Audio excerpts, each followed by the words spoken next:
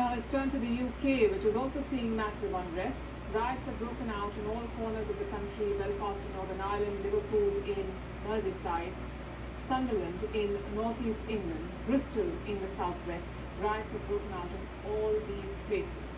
Mobs have been setting cars and buildings ablaze. They've been attacking the police and leaving a trail of destruction in their wake. Take a look.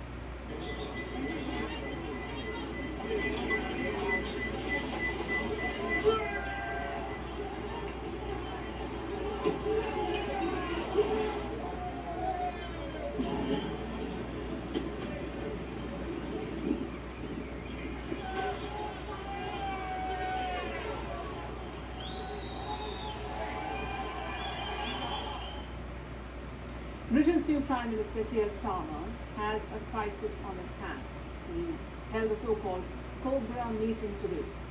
Cobra is short for Cabinet Office Briefing Room A meeting.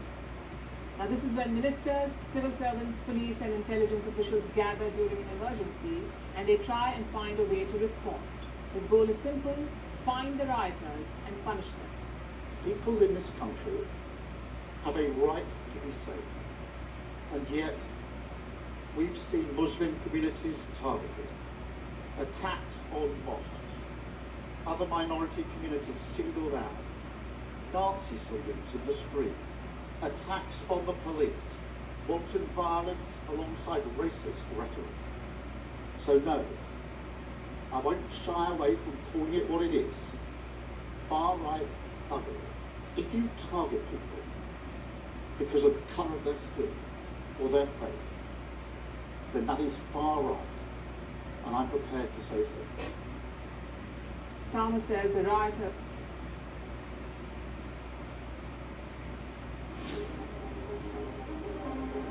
AI is everything, and so that we have this unlimited surface area to cover. Everyone is really hungry to learn about this stuff and figure out how to do it right. And I believe the road ahead is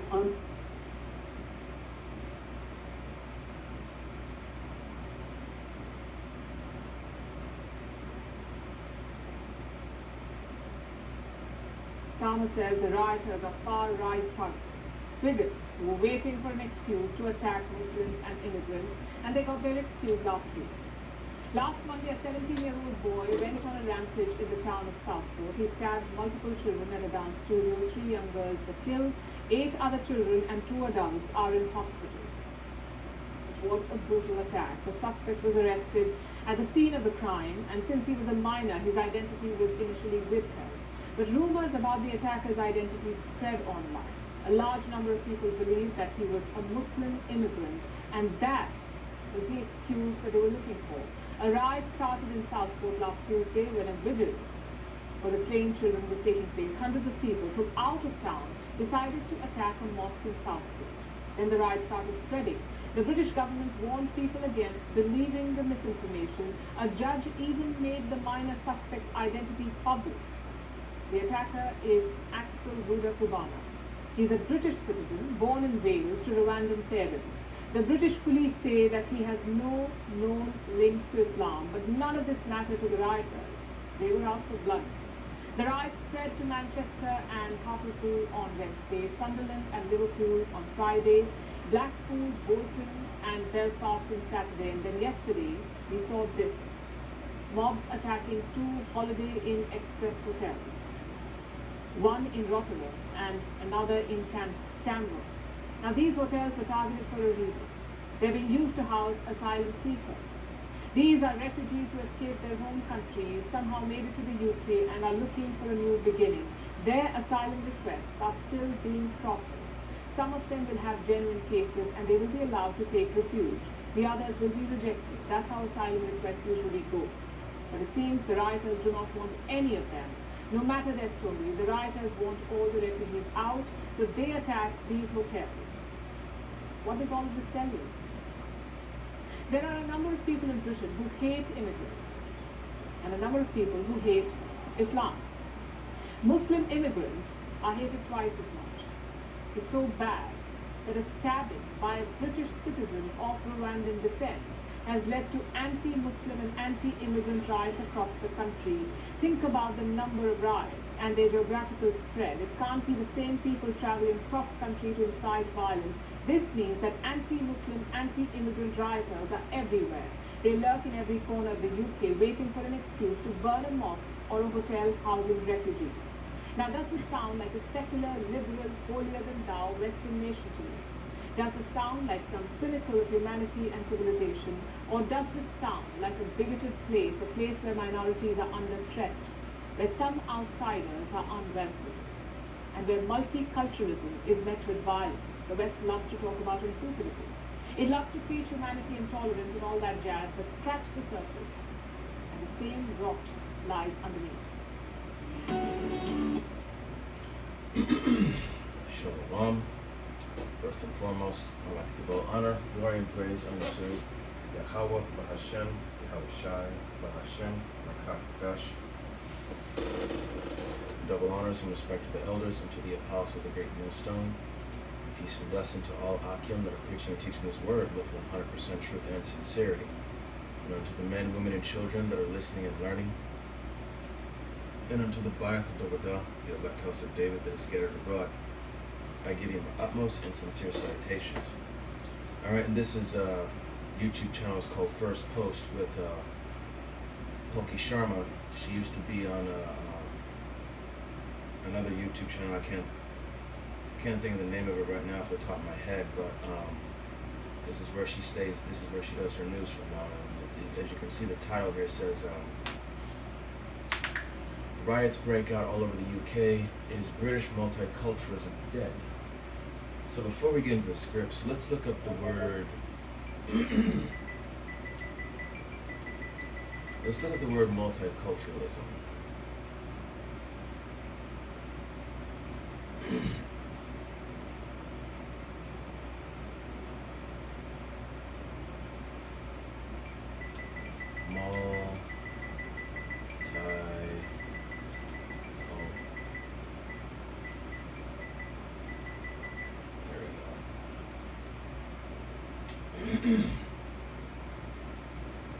So it says multiculturalism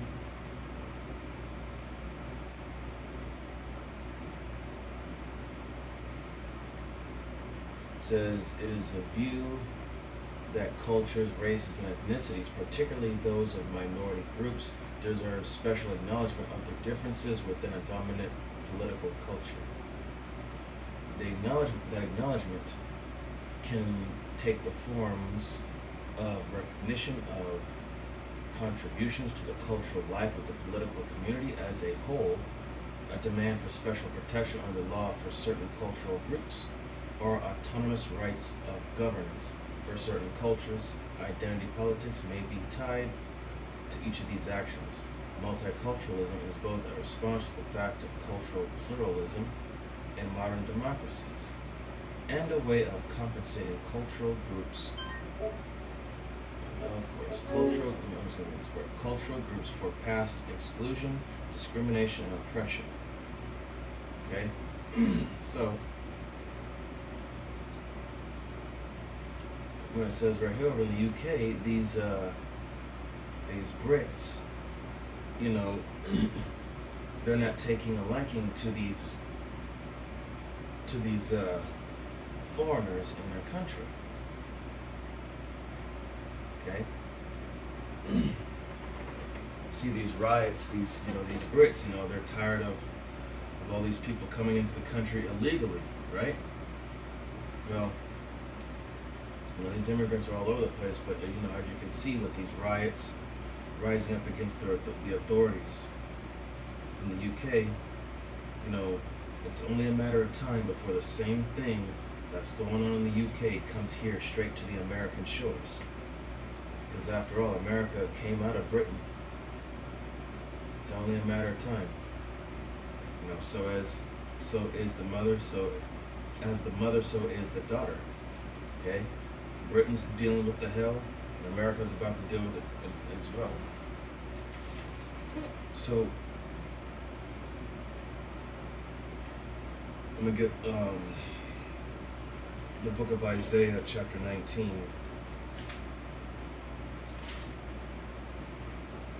And it says here,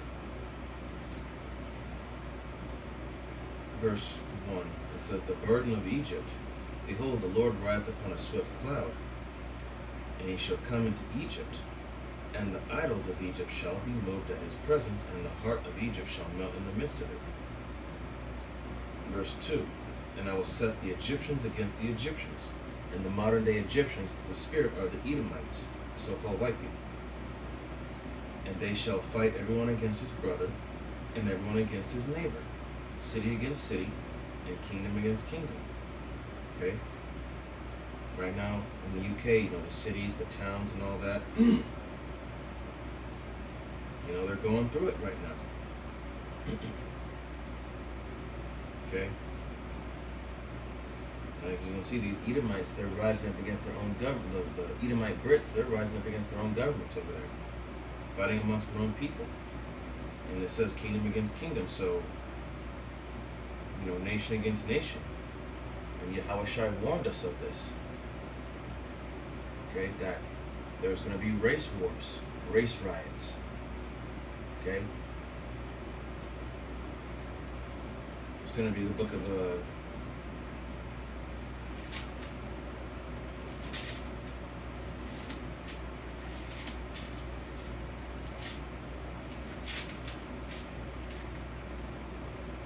Second Esdras, chapter 9, verse 1, and it says, "He answered me then and said, Measure thou the time diligently in itself, and when thou seest part of the signs pass, which I have told thee before, then shalt thou understand that it is the very same time wherein the highest will begin to visit the world which he made."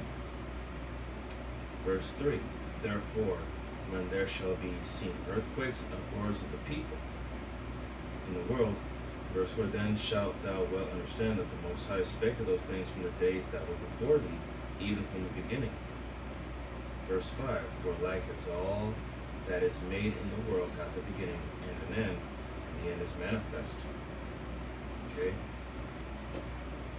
So Yahweh Shai told us of this stuff from the very beginning. Okay?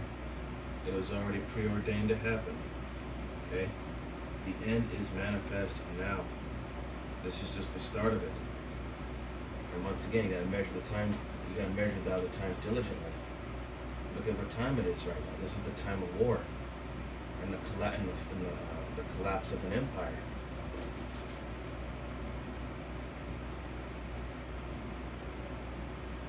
Now we're gonna go to we're gonna still stay in the book of Second Esdras, chapter 15.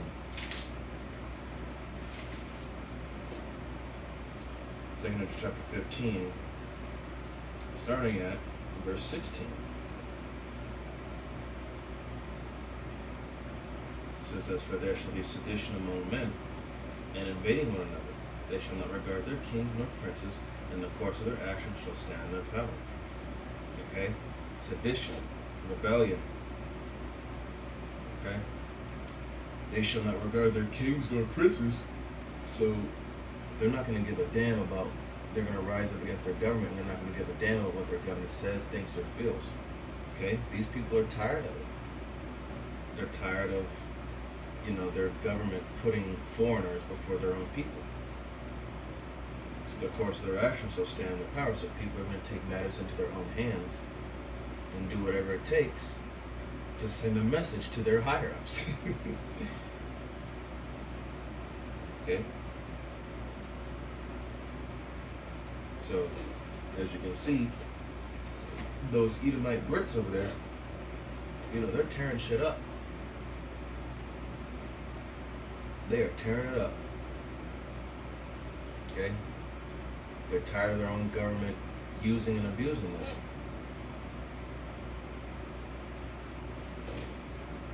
Okay? So, this is going to be, let's see, Matthew,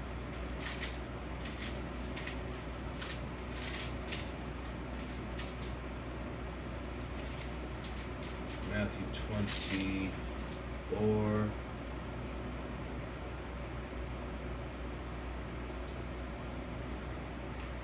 Matthew 24, verse 6, and ye shall hear of wars and rumors of wars.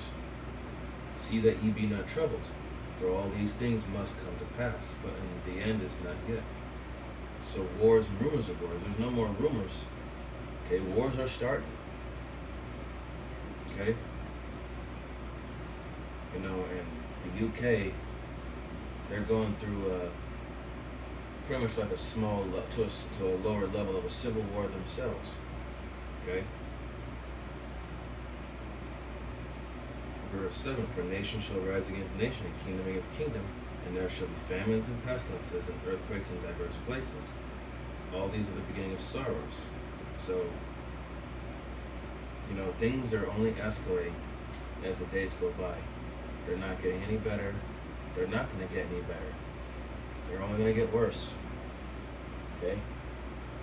All these mass shootings, these stabbings, these murders, these robberies, you know, breaking into these establishments, stealing. Then you got earthquakes in diverse places. I think there was a 5.2 there was a 4.9 earthquake in Cali, and then there was a 5.2 earthquake. I can't remember what the other earthquake was, but you know, you have you know,